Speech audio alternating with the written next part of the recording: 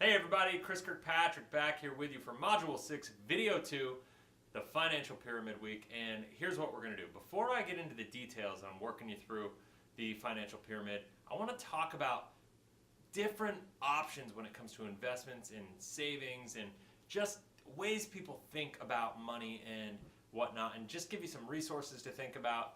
And so what I want to do in this video is just run through some of that before I get into anything else, because until you get your mind right about some of this stuff and until you really start thinking and asking yourself the right questions when it pertains to how your money works, what you want your money to do for you, all these right questions that you have to ask yourself that most people, quite frankly, don't do, well, then it's easy to run into mistakes and it's easy to set yourself up in a position where you're not accomplishing what you want to accomplish. You're not using your money as that tool that you want it to be to leverage to get to the life that you want. So, first things first, 401k, right? And if you want to get into some more detail about this, go back to Module 3, the Debt Monkey module, where I talked about pensions and taxes, and it'll get into a little more detail, a lot more detail about it, but I just wanted to bring it up here. One of the greatest myths that I find is people believe that they should max fund, I should say, their 401k. Once again, I'm not going to tell you to do it or not do it. I'm just going to say, ask yourself the right questions, right? I'm going to ask you a couple questions right now. Are taxes going up? Are they going down? Are they staying the same? And so you have to think about, what's the point? Why are you putting money into a 401k? Why are you putting money into your IRA? Well, most people think they're getting a tax deduction. Well, I'm going to challenge you right now and tell you that you're not getting a tax deduction. What you're getting is a tax deferral, right? So I think about it like this. I think of taxes like a cavity, right? If you have a cavity in your tooth, right, it's there, right? You know you have to pay the taxes. You're not getting out of paying the taxes. It's that cavity that you just can't avoid. So if you had a cavity, are you going to delay going to the dentist, or are you going to just try to deal with it right away? Taxes are the same way. You can defer, you can delay paying those taxes. Eventually, any money that's going into those accounts is going to come out as earned income, and you're going to pay the same taxes that you were going to pay beforehand. Now, I'm going to ask you this question. Are you going to have more deductions today or more deductions later? You know, chances are you don't need the big deduction this year. You're already going to be in a lower tax bracket because you have kids to use as deductions. You have your mortgage interest. You have a lot of different things, maybe even student loans still. All those things working towards lowering your income. So I know it may seem helpful, but my next question to you is, are you going to be in a higher or lower tax bracket later? And, you know, I guess with that, a lot of people think we've been kind of lied to, in my opinion, by the government. And they tell you that, you know, you can live on 60% of your income, whatever you're used to. And they make a lot of assumptions in that statement that just quite frankly aren't true. And you wind up being in a position later in life where you can't really afford the lifestyle that you want. I mean, 92% of Americans today are not able to maintain their standard of living when they retire. That obviously is an issue. It's a problem that a lot of people have that we need to just address and deal with. And you need to make sure that if you want different results, you have to position your life differently. So the question is are taxes going up or down? And I think, you know, if you look at the current economic environment, like, nobody really knows. I don't have a crystal ball. I can't tell you if they're going up or down. But what I can tell you is that we've never been in as much debt. Interest rates have never been as low. Interest rates are going to have to go up. When interest rates go up, so does the interest that we owe on the government debt, which is going to cause a problem. We've never had such an issue with unfunded liabilities, Social Security. I'll get there a little more detail. You got Medicare and Medicaid, that's a problem. Like, we have a problem in this country. And here's what I'll tell you. Anytime you put your money in an account that the government controls, you're putting yourself in a situation where they have the ability to regulate your money away from you. And what I mean by that is they can change the rules around those accounts, your 401k. They can change the rules about how 401ks function, and all of a sudden overnight, boom, money's gone. You know, when it comes to taxes, if you have $100,000 in a 401k and you're in a 20% tax bracket, well, when you go to retire, you're going to have to pay 20% taxes on that income if you're still in that 20% tax bracket. Well, if the government decides that, you know what, hey, we need more tax revenue to pay for our interest on our debt, to pay for the Medicare, the Medicaid, to make sure that Social Security is funded, all this stuff. if they want to raise taxes, they will. So you know what? I'm going to play devil's advocate here a little bit and say, hey, listen, maybe your income will go down when you retire. Maybe you won't need as much. I'm still going to tell you that there's a high likelihood that you can make less money and be in a higher tax bracket. Why? Because it's happened before. Look back into the 40s. Taxes were as high as 94% on really high income. Now, at the same time, you look back in the 1980s, we had 28% pretty much almost all the way across the board. If you were a lower middle income class household, you were still paying 28%. Now you're down in the 10 to 14% range. So how much would it affect you if your taxes got doubled, right? Probably pretty harshly, right? Because most people are living kind of paycheck to paycheck. Hopefully by now we've been able to help alleviate some of that pain, help recapture some of that money, help you implement some practices and mindsets and just living intentionally to accomplish what you want to accomplish and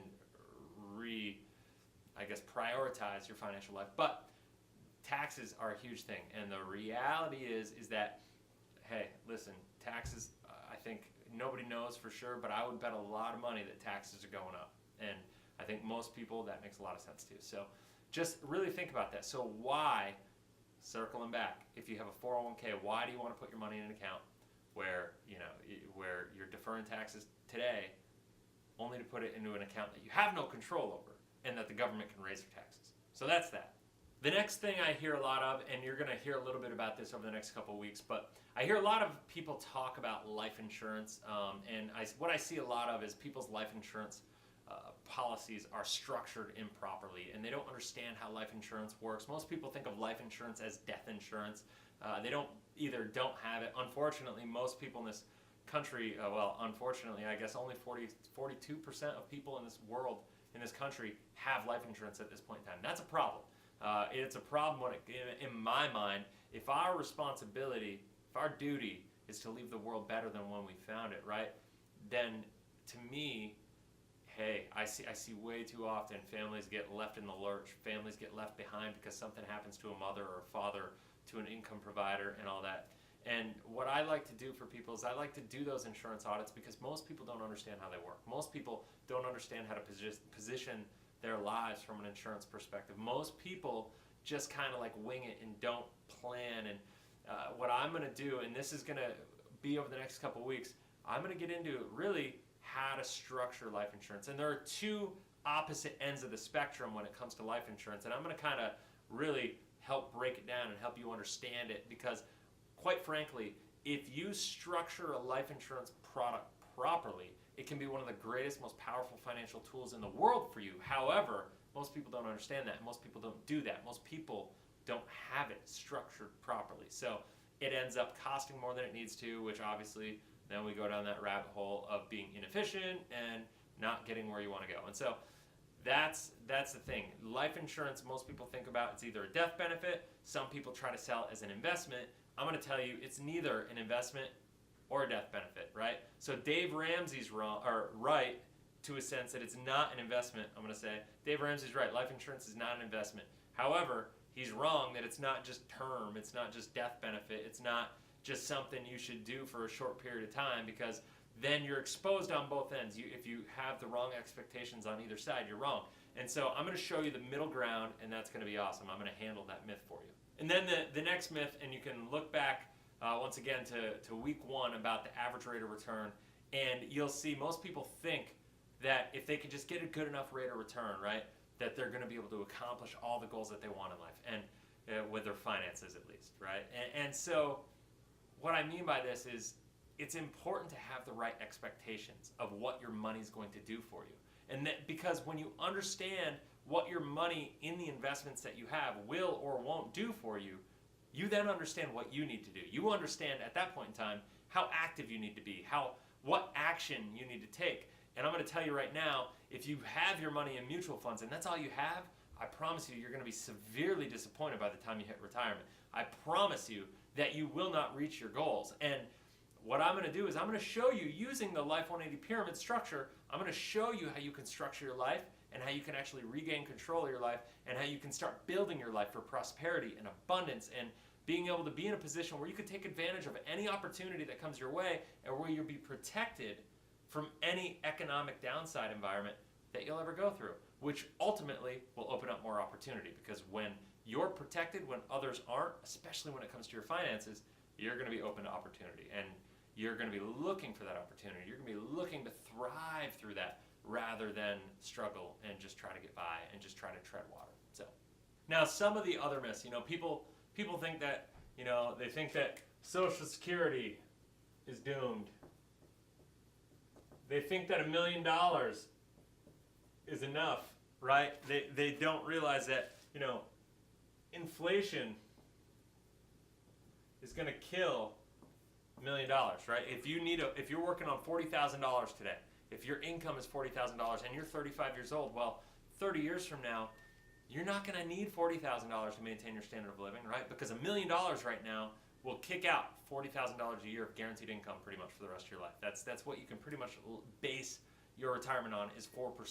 So $40,000, you need $1 million to kick out that kind of asset. But the challenge is you're not going to need $40,000 because of inflation.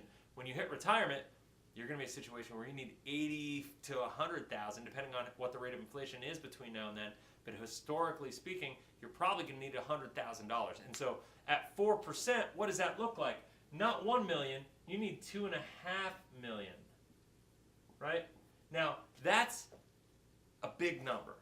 That's a big number for today. Now, the challenge is you're going to need it then, but you need to start dealing with this today. So make sure you have the right assumptions. Once again, this goes back to what expectation do you have on your money? What do you think your money's going to do for you? And you need to make the adjustments accordingly. A lot of people also just think that they could get a job. They could just keep working. And sadly, hey, listen, I wish, a lot of people wish they could just keep working until the day they die. But unfortunately, that's just not the way the world works. Most people don't live long, happy, healthy lives and then all of a sudden go to bed one night and don't wake up. It'd be a beautiful world, I guess, if that's the way it went. But that's not the world we live in. And unfortunately, people get sick. They get diseases. They get cancer. Things happen. They get in car accidents. They have strokes. They have heart attacks. And life happens. It comes at you, and it comes at you when you don't expect it. The older you get, the more likely it is that something's going to happen to you. And so, it's one of those situations where if you know that's going to happen, you need to prepare for it. Right? Listen, over 70% of the people in this country are going to need long-term care assistance on some level before they die. And they're going to need assisted living. They're going to need something. And, 70%, maybe that's going to be you. Maybe you're going to fall into that. Maybe you won't. But I'll tell you what, if my odds of that are 70%, if I don't want to be a burden to my family, if I don't want to be a burden to society, essentially, I need to prepare for it. I need to make sure I do everything in my power to avoid being that. I want to make sure that for me personally, I want to make sure that I'm never a burden to my kids. I want to make sure I'm never a burden to my family. It's my responsibility to make sure that I position myself so they're taken care of and so that they're able to just use their money, and I want to be able to set them up. I don't want to give them handouts, but I want to set them up so they can leverage the setup, right? I want to tee it up for them so they can just drive it down the fairway. And I want to teach them principles. And I encourage you, that's our responsibility as parents. That's our responsibility as grandparents, is to pass that down from generation to generation. And unfortunately, we're losing that. I don't want to get on that soapbox, but that's a big thing for me. Another myth that I hear about is that people think that debt is bad. Right? People think debt is bad. And I'm going to tell you, toxic debt is bad.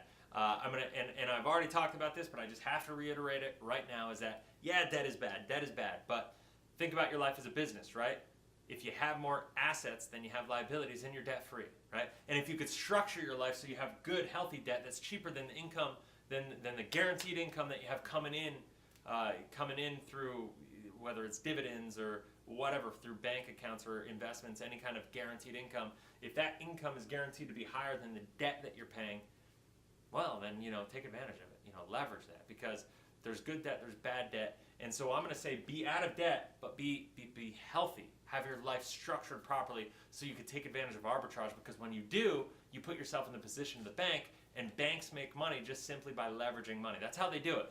And it's no coincidence that at this point in time in the world, in the economy, in our economic environment, banks, interest rates are at all-time lows, but banks are making record margin profits right now. And so if that's the case, how do you put yourself in the position to take advantage of that, to structure your life to be able to do the same thing. And so we're going to show you that next week in the Abundance Banking module. So I hope you're excited for that.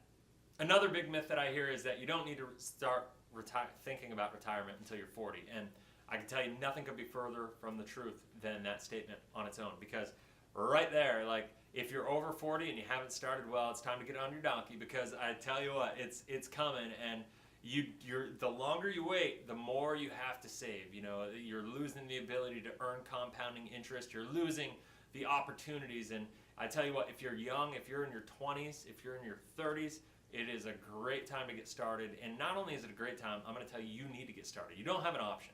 You don't have an option, because it's going to take some time to build. It's going to take some time to build this foundation in your pyramid. And you know, there is an investment period. There's a incubation period, if you will, right? And it takes time to build that up, and that's the hardest part. You got to make sure that stable structure, that stable foundation is built. And when you do, that's when opportunity comes. And you just got to make sure you do that, and you wait, and you bide your time, and you wait for the right opportunity, rather than taking risk when you're young. And that's why I hate the concept. That's the next myth. I hate the concept when people say the younger you are, the more risk you can take. Well, like I said before, yeah, you can take on more risk from the sense that, yeah, you can make that money back. You have more time to earn and stuff. But I'm going to tell you, the younger you are, the less risk you have to take. The younger you are, the more strategic you should be, because you have more time. Time is on your side. The older you are, the more desperate you are, that's the more risk you have to take, because then you're running out of options. You almost got to start swinging for the fences, otherwise you're in trouble. And the younger you are, you can have a strategic plan that gets you where you want to go on a completely guaranteed, predictable basis where you are in control of your future. So don't buy the myth that the younger you are, the more risk you have to take. The next myth that I hear, and I'm going to throw this in the Abundance Banking module, where I'm going to introduce you to somebody who I do an interview with named Mike Wolf. But the next myth I hear is that I'm never going to be able to save $1 million. Like, people just feel hopeless, you know? And nobody, listen, it's human nature. Nobody is going to try to do anything they don't feel they can accomplish, right? If I told you to go climb Mount Everest, and, you know, you're just not athletic, and you're completely out of shape, and you're not willing to train, and you don't want to, you know you won't get to the top, well, you're not going to try to climb Mount Everest. You're not even going to make an attempt, because you know it's just going to kill you. You know you're dead. And so the same thing goes if you know you need $1 million, which if you make $40,000, let's face it, that's what you need, right? Or if you have Social Security, which, you know, that you have to bank on if you think that's going to be there or not, or what it's going to look like for you. If you have Social Security, and then maybe you need $20,000 a year from that, you need $500,000 in an account for that $20,000 cash flow. Well, I'm going to tell you right now, stop thinking about achieving that $1 million, because if you think about achieving that $1 million, you're probably not going to even start to try. You're probably just going to wave the white flag right at the beginning, because that's a massive astronomical number if you're making $40,000 a year to get to $1 million in savings. You have to save probably something like 20% of your income and hope you get a good rate of return for a long time in order to accomplish that. So what I want to encourage you to do is stop thinking about that number. Stop right now, because it's all about cash flow. How do you start reinvesting for cash flow? So now that I got through some of those myths, now that we kind of got that out of the way, now, you know, I don't know why, I felt like I had to put this video together. I felt like I had to kind of restate some of the things that I've said throughout the course of this point, because as I get deep into this Life 180 pyramid financial structure over the next couple videos, I'm going to be referring back to that. And I didn't want to send you back and watch those videos. Now, if you want, they're there. You have them for life. Go back, use them, leverage them, watch them, educate yourself. Please do. I totally encourage that. But in case, I know you're busy, I know you have time, I know you don't have much time, I should say. I'd rather you take the 10-15 minutes watching this video, me talking about it in this capacity, rather than taking and going back and watching 3-4 hours of videos on all these topics in different ways and giving you that to reference. So that's that. Next video, I'm going to start really getting into the financial pyramid. And so just remember all the things that I'm talking about right now. And please, please, please make sure you have your notepad out, because this is going to be you. I'm going to be talking in generic terms, but I'm also going to be talking about, I think, principles and steps that you're going to be able to implement in your life, things that you're going to be thinking about. I want you to be listening to what I'm saying, because if you have your notepad and you're really hearing the strategies that I'm talking about, you're going to have to kind of maybe pause and think about what I'm talking about, how it relates to you, how you can set your structure up. And just remember, we're always here if you have a question for email.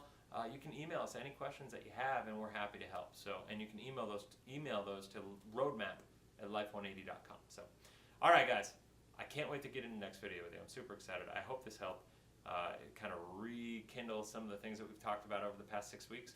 And until next video, live abundantly, live efficiently, live Life 180.